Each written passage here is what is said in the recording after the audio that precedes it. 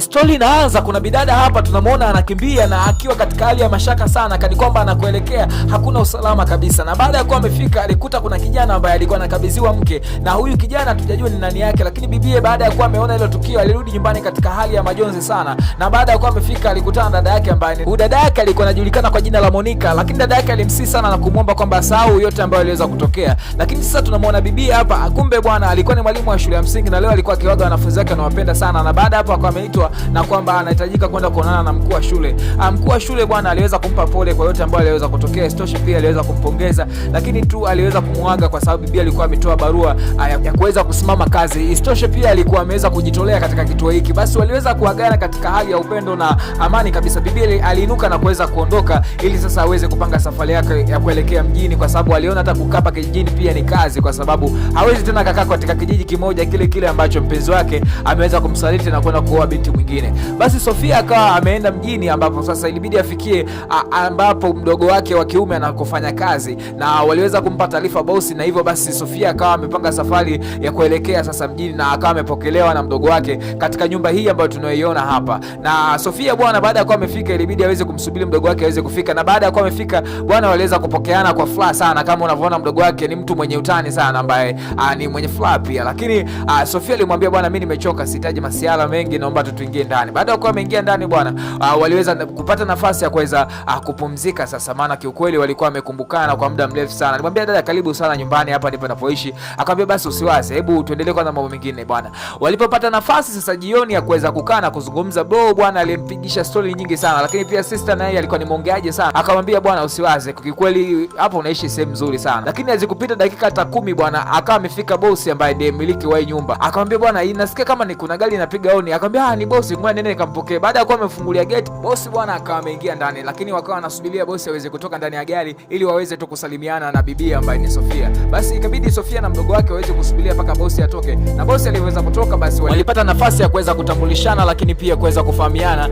Bosi ambaye alikuwa ni James bwana alimwambia karibu sana, jisikie huko nyumbani. Na baada hapo basi bosi akamwambia mpate kila kitu ambacho atachohitaji, wala asijisikie kuwa mnyonge katika nyumba yangu. Basi James akawa ameelekea na huyu mlembo chumbani, akamwacha bwana huyu mshikaji hapa pamoja na dada yake ambaye ni Sofia. Basi baada hapo wakawa na wenyewe wameelekea chumbani. Sofia bwana akawa amemsifia sana bosi wake, akamwambia kwa kweli bosi wako James ni mtu mwenye utu, ni mtu ambaye kwa kweli anafaa sana, kwa sababu sio mtu ambaye ni binafsi inavyoonekana. Dada yake Sofia naye akamwambia kwamba ni kweli ni mtu ambaye ni wa watu wanakuambia Waswahili, lakini ni mtu ambaye pia anapenda sana watoto wadogo. Sofia iko kitu akikumtisha sana, kwa sababu ndio kawaida ya watu wenye pesa, ishazoeleka kuwa ni watu wa design hiyo. Lakini bwana kesho yake sasa asubuhi ni kwamba bro yake alikuwa akiandaa chai ya bosi, na ilikuwa inamsumbua sana kwa sababu alikuwa hajui namna ya kuweza kupika. Lakini Sofia alimwambia hebu ngoja kwanza nikusaidie, kaa pembeni bwana, usinisumbue hapa, ngoja nikusaidie kupika. Bro bwana akabidi tu ashukuru na kukaa pembeni huku akiendelea kuangalia. Akasema nikusaidie kitu gani? Akamwambia usinisaidie chochote, mimi mwenyewe nitafanya. Kwa bro bwana akabaki tu anachungulia. Akamwambia afadhali sister bwana umekuja nipumzike kidogo. Akamwambia wewe nipishe tu nipike. Basi Sofia ikabidi aweze kuchukua jukumu la kuweza kuandaa hiyo chai ya bosi, na mshikaji baadaye sasa ikabidi aende akatoe vyombo. Ila James aliuliza swali kidogo, akamwambia samani, hivi chai utakuwa umeandaa wewe au kaandaa nani? Maana hii chai ya leo kweli sielewi. Jose alimwambia samani bosi ameandaa dada. Akamwambia unasema ameandaa hii chai dada yako, basi hamna shida, nitaomba kuongea naye baadaye ili tuweze kuangalia namna gani tunaweza tukafanya. Basi Jose ikabidi aweze kuondoka, na baadaye sasa tunamwona James ambaye ni bosi akamwambia kiukweli nimeweza kupenda namna unavyopika na ninatamani uendelee kukaa hapa nyumbani kwa sababu unapika vizuri sana. Yaani nimependa namna unavyoweza kutengeneza chakula chako. Yaani nimefurahia. Akamwambia asante tu, karibu sana, wala hata usipate shida, nashukuru kwa kuwa umeweza kunisifia. Lakini akamwambia ila ninafikiri kama kula migawani sio vizuri sana. Kwa hiyo utakapokuwa unahitaji kuweza kula nyumbani nitakuwa nakupikia. Bwana James alimwambia ninahitaji nikupe ofa ambayo nafikiri itakupendeza, kitu ambacho kilimfanya bibi Sofia aweze kushangaa sana. James bwana alihitaji kumpa ofa ya kuweza kumwajiri bibi awe anapika. Bibi kuzingua wala nini, akamwambia niko tayari. Sofia kwa kuwa alikuwa anahitaji kazi akamwambia haina shida, mimi ni ajili tutakuwa nakupikia. Basi ikabidi aweze kuchukua namba za simu na aanze sasa kumwajiri Sofia awe ni mpishi. Sofia akaweza kumtajia namba za simu ili awe anampigia simu kwamba ni lini na lini awe anaandaa chakula. Sofia bwana alikuwa ni mcheshi sana, kitu ambacho kilimfanya bosi James aweze kumfurahia. Sasa tunamuona hapa bibi ambaye ni Sofia alikuwa anaongea na dada yake kwa njia ya simu na kumwambia kwa kweli mimi siwezi kurudi hata iweje. Yaani siwezi kurudi huko nije nifanye kazi tena ualimu. Huko nimepata kazi ambayo ninalipwa mshahara sasa na ualimu, tena kazi yenyewe ni ya kupika tu. Basi bwana wewe, basi bibi akawa amezungumza kwa marefu sana na huyu dada yake ambaye alikuwa amemwacha kijijini. Baada ya hapo ikabidi aweze kurudi jikoni kuweza kuandaa chakula cha jioni, lakini alikuwa anasikia kelele zinaendelea upande wa pili. Yaani alikuwa ni bosi ambaye ni mmiliki wa hii nyumba na alikuwa akigombana na mpenzi wake ambaye amekuwa akiishi naye hapa nyumbani, na ugomvi wao bwana ulimfanya bibi hata kupika pia ashindwe, kwa sababu alikuwa akiangalia tu mambo yanaendelea huko na akanajiza Mungu wangu, hao sio watakuja kuuana hao. Haya maneno nayasikia. Kifupi bwana walikuwa wanatupiana maneno mengi sana, kitu ambacho kilifanya Sofia abaki tu anashangaa na yanayoendelea humu ndani. Sasa ni siku nyingine Sofia alikuwa hapa sebleni akiandaa meza kwa ajili ya kuweza kuleta chakula. Ghafla akaja huyu bidada akiwa ametokea chumbani, tena akiwa ameshikilia begi mkononi. Sofia akamwambia sio vizuri madam kuondoka saizi usiku, ninakuandalia chakula. Akamwambia hivi, kwanza hebu niambie, yani mimi nile chakula kwanza niangalie jinsi ninavyoonekana. Niangalie kwanza muonekano wangu na uonaje? Unauonaje? Akamwambia ni mrembo. Akamwambia sasa sikiliza, sasa nikwambie muonekano wangu huu unauona, huu muonekano wangu. Siwezi kuishi na mwanamume ambaye ananichiti. Yaani siwezi kuishi naye. Akamwambia hata kama sasa usiondoke sisi usiku, msubiri hata arudi. Akamwambia siwezi kumsubiri mtu kama huyo. Bwana huyu bibi akawa ameondoka. Sofia akabaki tu anamsindikiza kwa macho. Sasa baadaye mshikaji baada ya kuwa ametoka kazini akawa amefika na hakuwa katika hali nzuri katika muonekano tu wa uso, ni alikuwa katika mfumo wa mawazo sana. Na bibi bwana ikabidi sasa baada ya kuwa ameandaa chakula akaenda sebeni na kuanza kumuita mshikaji, lakini mshikaji alikuwa katika dimbwi zito la mawazo. Ikabidi hata amguse amshtue. Bosi vipi? Mshikaji bwana akawa ameshtuka, ambaye ni bwana James akamwambia bosi, karibu chakula. Naona uko katika mawazo sana, lakini jitahidi uweze kula kwa sababu afya yako ni kitu cha msingi sana. Lakini usiwaze sana. Unajua wanawake wanapokuwa na hasira waga wanafanya mambo mengi ambayo waga ni ya kukurupuka. Kwa hiyo usiwaze, anaweza akarudi hata kesho. Alikomba bwana James ambaye ni bosi alikuwa anamsikiliza tu bibi Sofia. Of course tu alikuwa anafahamu kwamba Sofia anambembeleza ili aende kula. Alimtazama tu usoni na kumwambia hapana, sina maana hiyo, lakini ninafikiria mambo mengine. Akamwambia mambo mengine? Akamwambia sasa sawa, haina noma, ngoja niende nikapate chakula ili niweze kupata nguvu za kuweza kuamka kesho. Sofia akamwambia basi sawa, inuka twende ukaweze kula ili uwe na afya njema. Hivyo basi bosi ambaye ni James ilibidi aweze kuinuka anakuelekea mezani. Kumbuka hii movie bwana inamuongelea mpishi ambaye mwisho wa siku alikuja kuwa mke wa familia ambayo imekuwa ikiteseka kuweza kutafuta mwanamke sahihi kwa ajili ya kuweza kujenga maisha yaliyo bora. Sasa bwana siku nyingine hapa tunamwona bibi Sofia akiwa yuko mezani anaandaa chakula. Ghafla bwana aliweza kufika bwana James na alikuwa na mgeni ambaye alikuwa ni girlfriend wake mwingine baada ya kuwa yule ameweza kuondoka. Bosi James alimwambia Sofia, huyu ni madam ambaye utakuwa naye hapa nyumbani, ni mpenzi wangu, kwa hiyo naomba muhudumie ajisikie yuko nyumbani. Baada ya hapo basi wakawa wameweza kutambulishwa na Sofia akamwambia basi muwe na mlo mwema, naomba mileke mkoba wa bosi chumbani. Basi bibi ikabidi aweze kuelekea chumbani. Kiufupi bwana Sofia hakuwa na wivu kabisa na kuhusu mahusiano ya huyu bwana James, pamoja kwamba Mr James alikuwa na pesa nyingi sana. Basi bwana ni asubuhi hapa tunamwona Sofia akiwa katika kazi zake za jikoni. Alikuja Mr James ambaye ni bosi na kuweza kumwambia hongera kwa kazi, lakini pia pole. Alimwambia asante bosi. Akamwambia sasa sikia, ninahitaji niweze kukupatia kidogo nguo, nahitaji kwenda kukununulia. Bibi akamwambia haiwezekani. Akamwambia hapana, wala sitaenda mimi kununua, lakini nina rafiki yangu ambaye nitamwagiza aweze kununua kila kitu ambacho kinachohitajika. Bibi alimwambia rafiki yako ila sio mbaya bwana. Akamwambia basi haina shida, mimi ngoja niondoke niende sasa nikampigie simu pia rafiki yangu niweze kumpa maagizo. Isitoshe kwamba ni mwanamke kama wewe, yani hata umbile pia mnalingana, kwa hakuna tatizo lolote lile. Basi bwana akabidi aweze kuondoka kuelekea katika majukumu yake ya kawaida. Sasa tunamwona Sofia bwana baada ya kuwa ameweza kutoka jikoni kuweza kuandaa chai, alikuja huku sasa chumbani kwa bosi wake na alihitaji kuweza kufanya usafi. Lakini ghafla sasa aliweza kukutana na nguo za ndani za bibi ambaye aliyekuwa amekuja naye jana usiku bwana bosi ambaye ni bwana James. Na bibi huyu bwana alikuwa bado amelala mpaka mida hii ya saa 4 asubuhi. Bibi sasa ambaye ni Sofia kabidi aweze kumwambia madam, samahani, naomba nifanye usafi huko ndani. Huyu bibi bwana alichomjibu wewe ufanye tu bwana, endelea, mimi ngoja niendelee kulala huko. Bwana Sofia ilibidi sasa aendelee na usafi wake.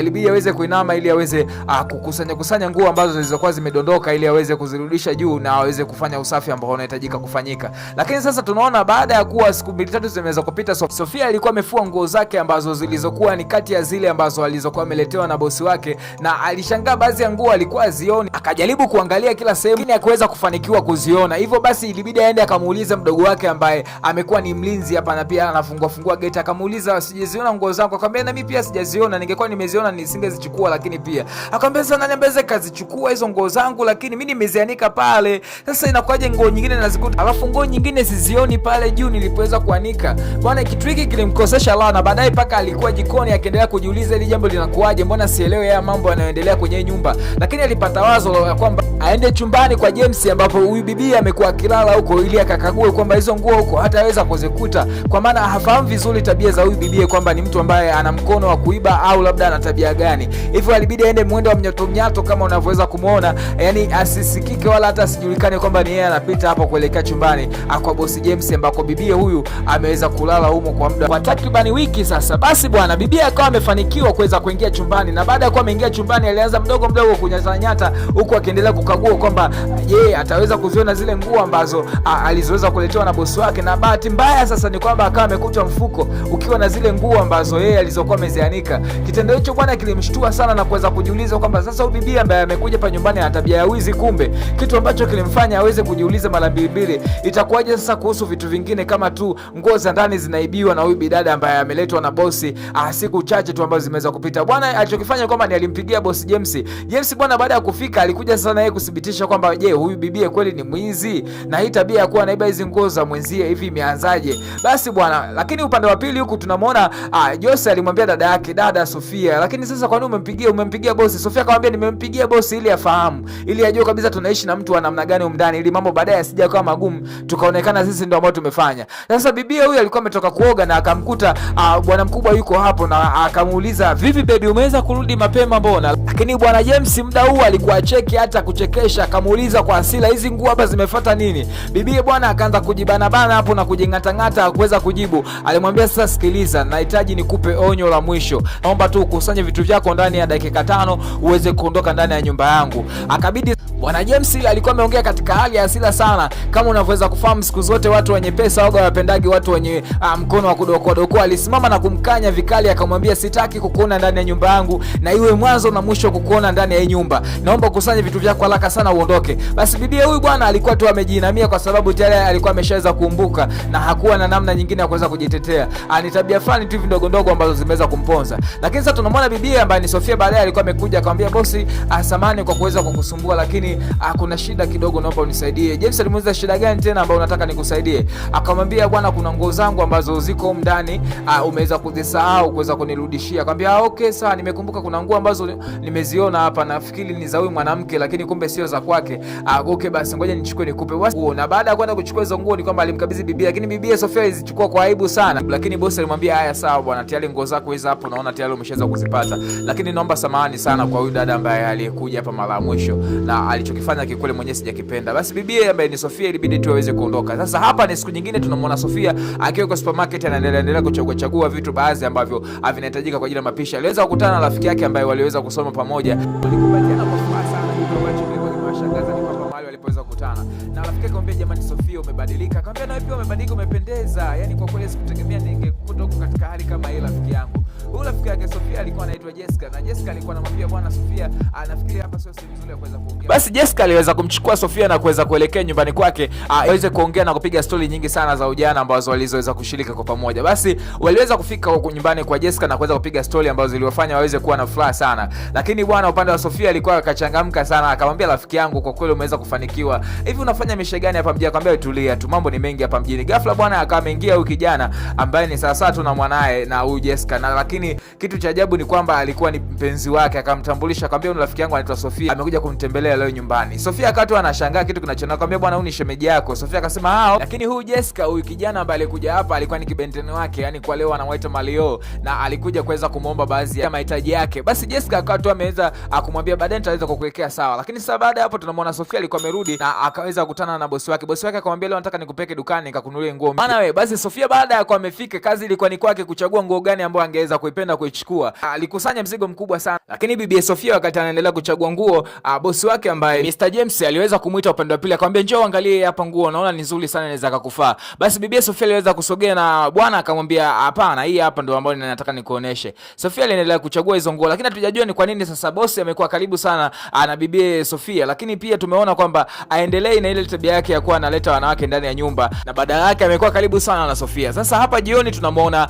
Sofia alikuwa akipiga story, akamwambia kiukweli ulivyonipeleka saluni kichwa kilikuwa kinauma sana, yani nisingeweza kubakia pale saluni. Basi wakaendelea tu kupiga story ambazo pia zilikuwa zinamfanya bosi aendelee kuwa na furaha, kwa sababu kiukweli Sofia alikuwa ni mpigaji story sana na bosi alikuwa akifurahi na Sofia. Lakini Sofia akaendelea kumwambia kiukweli vile vitu vina gharama, kwa hiyo mimi sipendi hata pia kuvitumia. Yani sasa kama kusuka ni gharama kubwa ambayo sipendi kuitumia.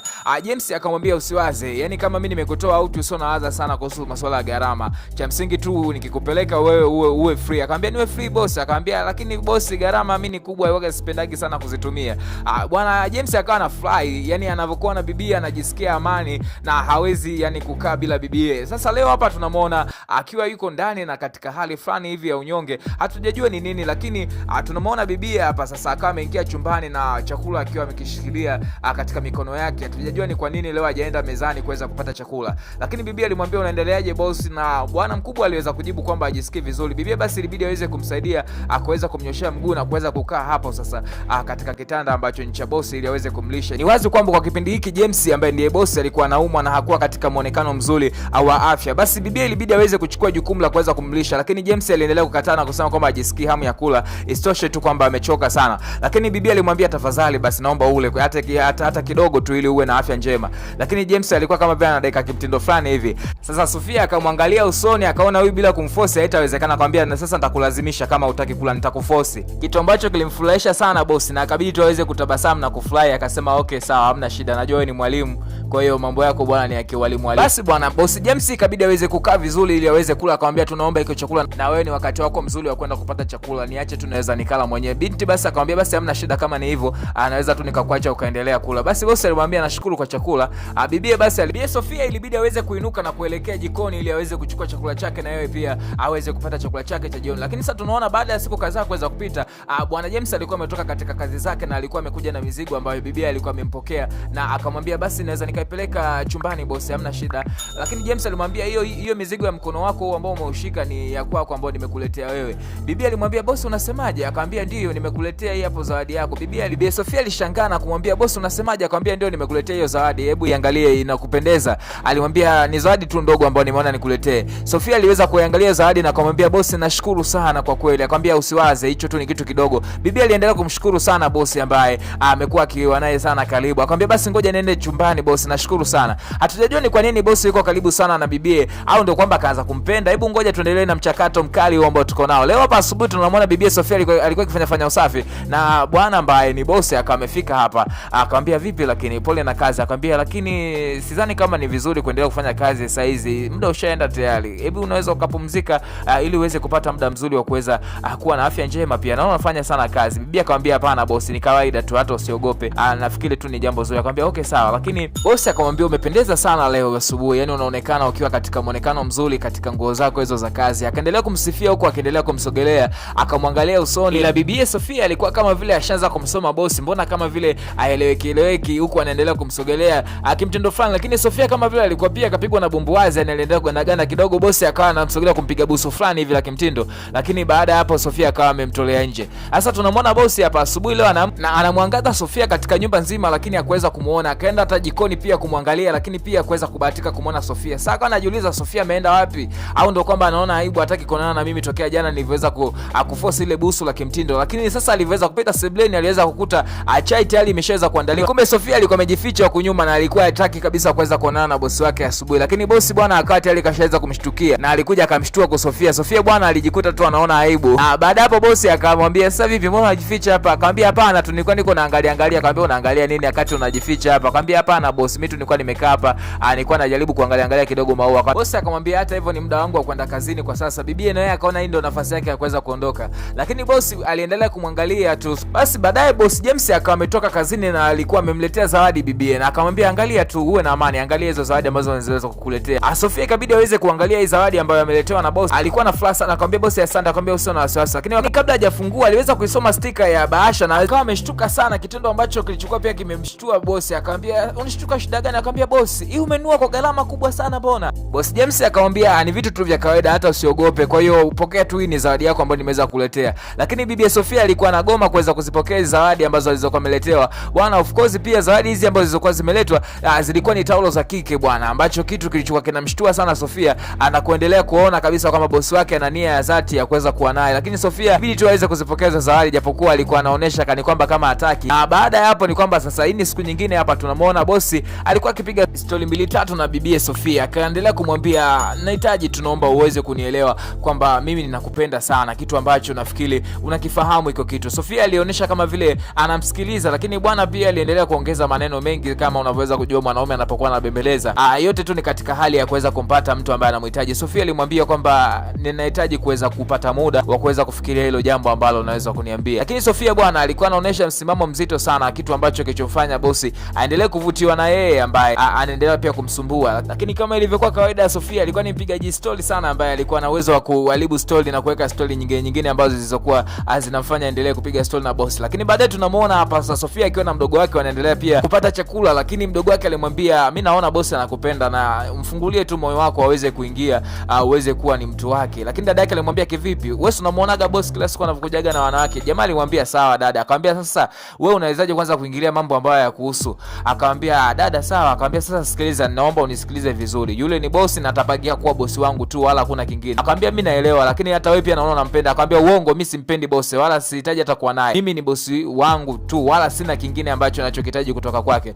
Sofia bwana aliendelea kukana, lakini bwana mdogo alimwambia okay sawa, kesho ni happy birthday yake, vipi unaonaje sister tumfanyie kitu? Basi wakawa wamekubaliana pamoja na dada yake waweze kumfanyia surprise bosi wao. Na baada ya kuwa amefika hapo kwa bosi, bosi aliweza kushangazwa na hiki kitu ambacho kilichokuwa kimefanywa na hawa ndugu wawili. Alimwambia okay sawa bosi, leo tumeweza kukuletea keki kwa ajili ya happy birthday yako. Bwana bosi aliweza kufurahi sana, kitu ambacho kilikuwa kimemgusa sana moyo wake. Sofia akamwambia mdogo wake sasa sikia, hebu mpe kwanza keki yake hapo bosi aweze kujua sasa atafanyaje nayo. Bosi akamwambia jamani, nashukuru sana kwa keki jamani, asanteni sana, yani nimefurahi kwa kweli, ni kitu ambacho sijaweza kukufanyia kwa muda mrefu. Basi bwana Sofia akaendelea kusherehesha sherehe ndogo ya bosi wake, na walikuwa katika hali ya furaha sana. Sasa mdogo wake Sofia akasema ngoja kwanza niende kaweke kitu kimoja vizuri huku, nakuja sasa hivi. Sofia naye alitaka kuondoka, lakini bosi akamwambia samahani, naomba kwanza ubaki kidogo, naomba ubaki hapa na mimi. Bosi akamwambia leo kweli ni siku yangu ya kuzaliwa na ningependa pia uweze kukata hii keki, kwa hiyo ninaomba usiondoke. Na akaendelea kumsogelea, na alichokifanya sasa Sofia ni kwamba alikuwa anahitaji kuongea, lakini jamaa aliweza kumpiga busu, kitu ambacho kilimfanya Sofia aishiwe maneno ya kuweza kuongea. Alimwambia tu bosi, mbona unafanya hivyo? Akamwambia naomba unielewe, hivi niongee mara ngapi? Bwana hatujajua kitu gani ambacho kilichoweza kutokea, lakini tunamuona bosi sasa asubuhi na mke ambaye ni James, na anaangalia upande wa pili au muone mtu, ina maana kwamba kuna mtu alikuwa amelala upande huo. Tunamuona ukiwa upande mwingine pia kuweza kuona mtu, na akaweza kujua kwamba ngoja tu niende jikoni. Na baada ya kuwa ameenda jikoni, alimkuta Sofia akiendelea kukatakata mboga, na bwana James aliweza kuingia jikoni. Sasa baada ya kuwa amefika jikoni, ni kwamba aliweza kusimama nyuma ya bibie katika mfumo wa tofauti kidogo, kitu ambacho sasa kinaweza kikakuelekeza kabisa kwamba usiku uliweza kupita basi waliweza kushare kitanda kimoja. Na mshikaji bwana baada ya kufika bwana alianzisha masuala fani hivi ya mahaba, lakini bibia alimwambia samahani, siwezi kuendelea, ninaomba tu nikufahamishe kitu kimoja. Kitu ambacho bibia alichomwambia ni kwamba hawezi kuendelea tena kuwa naye kimapenzi pasipo kufunga naye ndoa. Kwa hiyo bibia bwana hawezi akampa tena mchezo mwingine bila kufunga naye ndoa. Sasa bwana ni siku nyingine tunamuona bosi hapa, alikuwa ametoka na kukuta chakula kilikuwa kimeandaliwa hapa asubuhi, lakini alikiangalia tu na moja kwa moja akaamua kuondoka kuelekea kazini. Sasa dakika chache baadaye ni kwamba Sofia akawa amekuja sebleni na akakuta kile chakula ni kwamba hakijaweza kutumika. Ama hakika kitu hiki kilimfanya Sofia awe na maswali kuhusu tabia hii ambayo imeanza bosi wake, kwa sababu alikuwa hajawahi kuiona. Na baadaye ikabidi aende akamuulize bosi kama kutakuwa na tatizo lolote basi aweze kumwambia. Bosi wake alimwambia hapana, mimi nakulipa mshahara wako na sione kama kuna haja ya kuendelea kuniuliza kwa nini sili. Wewe tu pika chakula nikila, nisipokula sawa. Lakini Sofia majibu haya alikuwa kama vile hajaelewa kimtindo, hivyo akaweza kuondoka tu kwa sababu alihisi bosi basi kuna tatizo ambalo linaloendelea ambalo alifahamu. Lakini bosi naye pia aliweza kutabasamu na kuweza kuelekea kufanya mambo mengine ambayo alikuwa anaenda kuyafanya. Lakini baadaye bwana akiwa yuko chumbani aliweza kujiuliza maswali mengi sana ambayo hakuweza kuyapatia majibu. Kwa sababu hiyo basi mdogo wake pia naye alivyoweza kuja aliweza kumuuliza bwana bosi wako mbona simuelewa? Akamwambia sikiliza dada, mimi bwana sikuwaingilia kama ulivyoweza kusema nisiwaingilie kwenye mambo yenu. Basi Sofia alichoona sasa kufanya kwamba aweze kumkubalia bwana mkubwa ambaye ndiye bosi wa hii nyumba kuhusu sasa mahusiano yake ambayo anayoyahitaji, japokuwa Sofia yeye alikuwa amependekeza kwamba wasiingie katika mahusiano kabla ya kuweza kufunga. Sasa basi tunamwona Sofia hapa leo kaweza kujipiga kafigilia kweli kweli, yani kaamua kuvunja kabati, na mdogo wake aliendelea kumshikia kioo akimwambia dada Esa, umependeza sana leo. Akamwambia yani usijali mdogo wangu, unajua mimi kupendeza ni kawaida. Basi mdogo wake akamwambia basi bahati njema dada huko uendako. Akamwambia usiwaze, ngoja kwanza anakuja. Basi bibi Sofia alihitaji kwenda kuonana na bosi ambaye ni James ili waweze kuongea, aweze kumkubalia, lakini baada tu ya kuwa amefika alimkuta James yuko na mwanamke mwingine, kitu ambacho kilimfanya bibi aweze kushangaa na kuona ya kwamba huyu mwanaume hana thamani yote katika maisha yake, kwa sababu Sofia alikuwa ameamini kwamba James ameacha tabia ya kuwa anatembea na watoto wadogo wadogo wa 2000, lakini ghafla bwana James akaweza kumuona bibi sasa akiwa pembeni ameweza kusimama tu kama kizingiti na alikuwa afanye chochote kile. Alimwambia kumbe uko hapa. Bibi alimwambia samani basi kidogo nimeweza kuwaingilia, hata hivyo nafikiri kuna kitu ambacho nimekiacha huko nyuma, ngoja niende nikakichukue. Hiyo yote tu ilikuwa ni katika hali tu ya kuweza kukwepa hiki kitu. Basi bwana Sofia ilibidi tu aweze kujikaza kwa hiki ambacho kinachoendelea hapa, na aliweza kugeuka ili aweze kuondoka, aweze kuapisha sasa bosi pamoja na bibi ambaye ameweza kuja hapa. Sofia alikuwa katika hali ya mawazo sana na ukiwa, kwa sababu kitu ambacho alichokuwa anategemea kimeenda tofauti. Lakini baadaye alikuja huyu bidada ambaye ndiye mchumba sasa au mkali ambaye ni bwana James, na akaja akamsalimia bibi hapa, na bibi alimwambia salama tu, mimi niko safi. Lakini bibi bwana alikuwa katika hali ya majonzi sana, na alimwambia samani, nahitaji uweze kuniandalia chai niweze kula, kwa sababu siko vizuri, nahitaji kuweza kupata chakula kizuri. Bibi alimwambia okay sawa, haina shida madam, nitakuandalia chakula niweze kukuletea kwa muda ambao unaohitaji wewe. Lakini Sofia bwana hakuweza hata kuonesha makucha kwa huyu bibi na kuweza kumuonesha tabia mbaya. Alimwambia tu madam, usiwe na wasiwasi, ngoja nikuandalie chakula chako ambacho unachokihitaji. Akamwambia okay sawa, nakusubiria. Sofia bwana alibakia katika hali ya mawazo na hakujua kwamba afanye kitu gani, na baadaye bwana alikuwa nje hapa amekaa huku akiendelea kujiwazia kwamba afanye maamuzi gani ambayo yatakuwa sahihi. Lakini baadaye bwana tunamuona mshikaji ambaye ni James ambaye ni boss wake akaja akamwambia Sofia, pole bwana, naona umekaa katika hali ya mawazo sana. Sofia alihitaji kuinuka, lakini James alimwambia nafikiri wewe mwenyewe unaelewa kwamba mara ya kwanza mimi nilikwambiaje, lakini ukaendelea kukaza na ukaendelea kunifanya kani kwamba mimi siwezi kufanya kitu ambacho mimi ninachohitaji. Lakini Sofia alimtazama kwa ujasiri sana na akamwambia maamuzi yako sio mabaya na wala mimi hayanitishi na wala hayawezi kunibabaisha. Bosi bwana alibakia tu akishangaa maamuzi ambayo bibi Sofia ameendelea kumuonesha kwamba hateteleki wala hatikisiki zidi ya yote ambayo anayoyafanya. Ila sasa kwa bosi James alibakia akijiuliza ni mwanamke wa aina gani katika wanawake wote ambao amekuwa akitembea nao, huyu ni wa tofauti sana. Na baada hapo ni kwamba Sofia aliweza kurudi ndani na kuweza kumaliza machungu yake yote kwa kulia, na uchungu sana uliokuwa ndani ya moyo wake ulibidi tu uweze kutokea huko chumbani, wala kutaka kuonesha udhaifu mbele ya bosi James. Lakini kitu ambacho bibi alichokuwa ameamua ni kwamba ni kuweza kuacha kazi na kurudi kijijini, kwa sababu pia ni muda mrefu sana ambao ameweza kuutumia akiwa huko mjini. Basi bibi aliweza kukusanya nguo zake zote na kuweza kupanga safari ya kuweza kuondoka hapo kesho tu patapoweza kukucha. Bibi bwana ndio uamuzi ambao aliona kufanya ili aweze kuepukana na bosi wake ambaye ni Mr James zidi ya yote ambayo anaweza kuendelea ndani ya hii nyumba. Sasa bibi Sofia kesho yake asubuhi basi akawa ameweza kuanza safari yake ya kurudi nyumbani, na baada sasa ya kuwa amefika nyumbani, dada yake huyu aliendelea kumwambia sasa, jamani, umekuja huku nyumbani kuja kufanya kitu gani? Si ungeendelea tu kukaa huko hata kama unamuona bosi wako ameweza kutembea na mwanamke mwingine. Leo ungekaa tu huko, so huku nyumbani sasa kuna kazi gani ya kufanya? Si ungekaa pale ili aendelee kukulipa mshahara na wewe ungeendelea kumeki hela ambayo ingekuja kukusaidia. Bibi alimwambia sawa, nafahamu iko kitu, lakini kitu kingine ambacho mimi siwezi kuvumilia ni kumuona akiendelea kuingia na wanawake wengine. Sofia alimwambia dada yake kwamba pia ni mjamzito wa wiki 2. Dada yake alimwambia imewezekanaje sasa? Akamwambia dada, mwenyewe nashangaa, yani nilala naye tu siku moja, lakini ndio hivyo tayari mimi tayari ni mjamzito na ujauzito wangu na wiki 2 bwana. Na baada sasa ya hapo ni kwamba siku zikawa zimepita na bibi aliendelea sasa kulea ujauzito huo ambao tayari aliokuwa ameweza kupata bwana James. Basi katumbo kakaka ameanza kusogea, lakini wakati akiwa yuko hapa ndani ni kwamba aliweza kusikia simu yake ikiita, na akaweza sasa kujiuliza ni nani ambaye ameweza kunipigia muda huu, na akabidi sasa aweze kuyokota hiyo simu ambayo iliyokuwa inaita. Na baada ya kuwa ameyokota hiyo simu aligundua kwamba ni mdogo wake ambaye alikuwa anampigia, na mdogo wake ambaye alikuwa amempigia simu alikuwa ni Jose. Na Jose bwana katika story ambazo alizoweza kumwambia dada yake alimwambia sitaki kusikia story kuhusu huyo boss wako ambaye ni James, na alimkatia simu na hakuhitaji kusikia habari za James katika masikio yake kwa wakati huo. Lakini upande wa pili huko kwa James tunamwona James akiwa na mwanamke wake akiendelea kupigania story, lakini katika kitu ambacho James alichokutana nacho changamoto kwa huyu bidada huyu alikuwa hawezi kupika vyakula ambavyo yeye alikuwa anavihitaji, lakini bidada alimwambia samani tu, nitajitahidi kuweza kukuandalia vyakula ambavyo unavihitaji na nitajitahidi kujifunza kwa kutumia mitandao ya kijamii. Lakini boss James alikuwa anamwangalia tu usoni na aliishia tu kumtazama huku akiendelea kujiuliza hivi inakuaje taendelea kuishi na mwanamke hapa nyumbani mpaka lini. Lakini tunakuja upande wa pili huku tunamwona Sofia baada ya kuwa tena ameweza kurudi kijijini, ilibidi aweze kwenda katika shule ambayo alikuwa anafundisha, na wanafunzi walimpokea kwa furaha sana.